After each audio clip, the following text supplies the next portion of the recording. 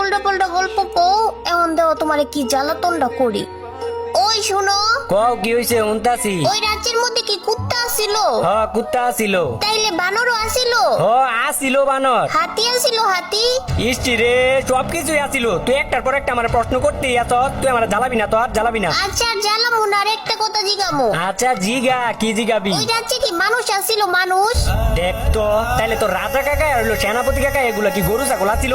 নবীর বাচ্চা নবী, তুই আর আমার লাগে একটা কথাও কবি না। না না না, আরেকটা লাস্ট আরেকটা প্রশ্ন।